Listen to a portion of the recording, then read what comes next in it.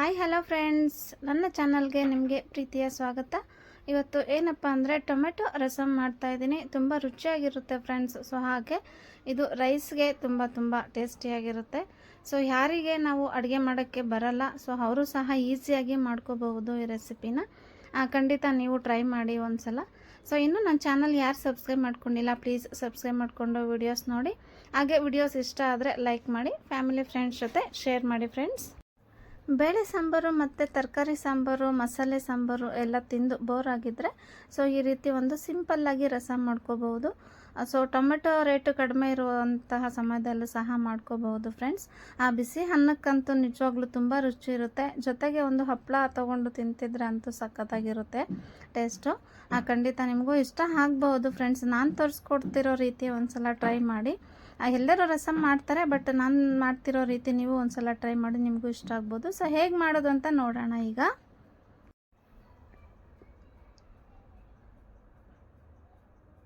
ಕಡಲೆಬೇಳೆ, ಉದ್ದಿನಬೇಳೆ 2 ಸ್ಪೂನ್ ತೊಗೊಂಡಿದ್ದೀನಿ. ಸೊ ಹಾಗೆ ಕಾಳು ಮೆಣಸು ಮತ್ತು ಜೀರಿಗೆ 2 ಸೇರಿ 2 ಸ್ಪೂನ್ ತೊಗೊಂಡಿದ್ದೀನಿ. ಸೊ ಈರುಳ್ಳಿ 1 ಸಣ್ಣಗೆ ಹಚ್ಕೊಂಡಿದ್ದೆ. ಹಾಗೆ 2 ಹಸಿಮೆಣಸಿನ್ಕಾಯಿ, ಸೊ 1 ಗಡ್ಡೆ ಬೆಳ್ಳುಳ್ಳಿ ಮತ್ತು ಒಣಮೆಣಸಿನ್ಕಾಯಿ 4 ಒಣಮೆಣಸಿನ್ಕಾಯಿ ತೊಗೊಂಡಿದ್ದೀನಿ. ಕರಿಬೇವು, ಟೊಮೆಟೊ ನಾನಿಲ್ಲಿ ಅರ್ಧ kg ಟೊಮೆಟೊ ತೊಗೊಂಡಿದ್ದೀನಿ. ಸೊ ನಿಮಗೆ ಎಷ್ಟು ಬೇಕೋ ನೋಡಿಕೊಂಡು ಟೊಮೆಟೊ ಎಲ್ಲ ತೊಗೊಳ್ಳಿ. ಸೊ ಹಾಗೆ ಒಗ್ಗರಣೆಗೆ ಸಪ್ರೇಟ್ ಮತ್ತು 1 ಈರುಳ್ಳಿ ಸೈಡಲ್ಲಿ ಕಟ್ ಮಾಡಿ ಇಟ್ಕೊಂಡಿದ್ದೇನೆ. ಒಗ್ಗರಣೆಗೆ ಎಣ್ಣೆ ಮತ್ತು ರುಚಿಗೆ ತಕ್ಕಷ್ಟು ಉಪ್ಪನ್ನು ಸಹ ತೊಗೊಂಡಿದ್ದೀನಿ. ಈಗ ಒಂದು ಪ್ಯಾನ್ ಬಿಸಿಗೆ ಇಟ್ಕೊಂಡು ಸ್ಟವ್ ಆನ್ ಮಾಡ್ಕೊಳ್ಳೋಣ. ಸೊ ನೋಡಿ, ನಾನು ಒಂದು ಬಾಣಲೆ ತೊಗೊಂಡಿದ್ದೀನಿ. ಸೊ ಅದಕ್ಕೆ 2 ಸ್ಪೂನು ಆಯಿಲ್ ಸೇರಿಸ್ಕೊಳ್ಳೋಣ. ಸ್ವಲ್ಪ ಬಿಸಿ ಆಗಲಿ ಎಣ್ಣೆ.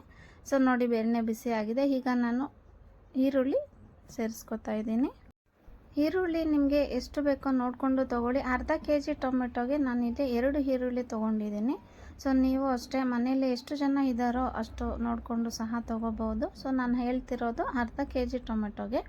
ಸೊ ಕರಿಬೇವನ್ನು ಸೇರಿಸ್ಕೊತಾ ಇದ್ದೀನಿ. ಹಾಗೆ 1 ಗಡ್ಡೆ ಈರುಳ್ಳಿ ಸಿಪ್ಪೆ ಬಿಡಿಸಿ ಇಟ್ಕೊಂಡಿದ್ದೆ ಅದು, ಮತ್ತು ಹಸಿಮೆಣಸಿನ್ಕಾಯಿ ಜಸ್ಟ್ 2 ತೊಗೊಂಡಿದ್ದೀನಿ. ಹಸಿಮೆಣಸಿನ್ಕಾಯಿ ನಾನು ಜಾಸ್ತಿ ಹಸಿಮೆಣಸಿನ್ಕಾಯಿ ಯೂಸ್ ಮಾಡಲ್ಲ ಫ್ರೆಂಡ್ಸ್. ಸೊ ನೀವು ಬೇಕಂದರೆ ಒಣಮೆಣಸಿನ್ಕಾಯಿ ಸ್ಕಿಪ್ ಮಾಡಿ ಹಸಿಮೆಣಸಿನ್ಕಾಯಿ ಸಹ ತೊಗೋಬೋದು. ಈಗ ಜೀರಿಗೆ ಮತ್ತು ಮೆಣಸು 2 ತೊಗೊಂಡಿದ್ದೀನಿ. ಪೆಪ್ಪರ್ ಅಂತಾರೆ ಮೆಣಸು, ಸೊ ಅದನ್ನು ಸಹ ತೊಗೊಂಡಿದ್ದೀನಿ. ಈ ರಸಮ್ಮು ಹೆಲ್ತಿಗೆ ತುಂಬ ಒಳ್ಳೆಯದು. ಏನಕ್ಕಪ್ಪ ಅಂತಂದರೆ ಕೋಲ್ಡ್ ಆಗಿರುವಂತಹ ಟೈಮಲ್ಲೂ ಸಹ ಇದನ್ನು ಮಾಡಿಕೊಂಡು ತಿಂದರೆ ನಾಲ್ಗೆ ರುಚಿ ಕೆಟ್ಟಿದ್ರೂ ಸಹ ಸರಿಯಾಗುತ್ತೆ. ಸೊ ಕೋಲ್ಡ್ ಎಲ್ಲ ಆಗಿದ್ದರೆ ಆ ಟೈಮಲ್ಲಿ ಊಟ ಸೇರಲ್ಲ ಅಲ್ವಾ ಫ್ರೆಂಡ್ಸ್. ಸೊ ಈ ಥರ ಮಾಡಿಕೊಂಡು ತಿನ್ನೋದ್ರಿಂದ ಆ ಊಟನೂ ಸಹ ಸ್ವಲ್ಪ ಸೇರುತ್ತೆ. ಸೊ ನೋಡಿ, ಈಗ ನಾನು ಕಡಲೆಬೇಳೆ ಮತ್ತು ಉದ್ದಿನಬೇಳೆ 2 ತೊಗೊಂಡಿದ್ದೀನಿ. ಸೊ ಹಾಗೆ ಒಣಮೆಣಸಿನ್ಕಾಯಿ ಸಹ ಸೇರಿಸ್ಕೊಳ್ಳೋಣ.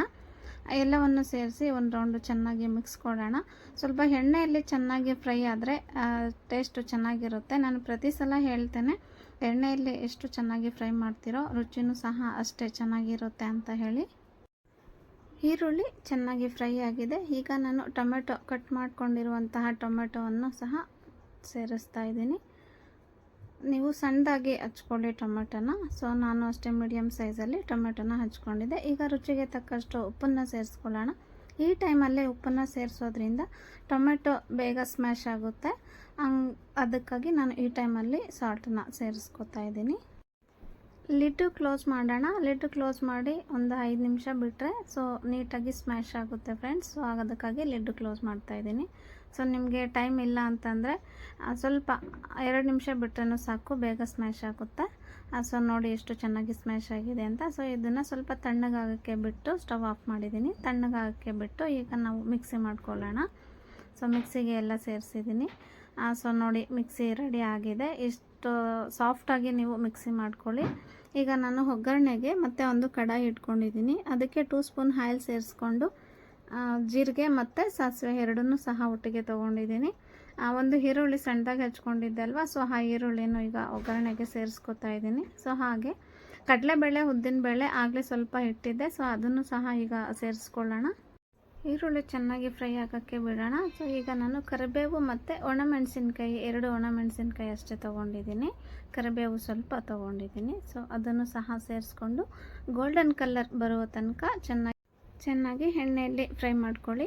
ಸ್ವಲ್ಪ ಉರಿ ಜಾಸ್ತಿ ಇಟ್ಕೊಂಡೇ ಫ್ರೈ ಮಾಡ್ಕೊಳ್ಳೋಣ. ಸ್ವಲ್ಪ ಉರಿ ಕಡಿಮೆ ಇಟ್ಟರೆ ಅದು ಬೇಗ ಬೇಯೋದಿಲ್ಲ ಈರುಳ್ಳಿ. ಸೊ ಅದಕ್ಕಾಗಿ ಈಗ ನಾನು ಕೊತ್ತಂಬರಿ ಸೊಪ್ಪನ್ನು ಸೇರಿಸ್ತಾ ಇದ್ದೀನಿ. ಕೊತ್ತಂಬರಿ ಸೊಪ್ಪು ಸೇರಿಸಿ ಜಾಸ್ತಿ ಎಣ್ಣೆಯಲ್ಲಿ ಫ್ರೈ ಮಾಡೋದು ಬೇಡ. ಸೊ ಹಾಗೆ ಮಸಾಲೆನ ಸಹ ಸೇರಿಸ್ಕೊಳ್ಳೋಣ. ಟೊಮೆಟೊ ಪೇಸ್ಟ್ ಮಾಡ್ಕೊಂಡಿದ್ದೀವಲ್ಲ, ಸೊ ಆ ಮಸಾಲೆನ ಈಗ ಒಟ್ಟಿಗೆ ತೊಗೊಳ್ತಾ ಇದ್ದೀನಿ.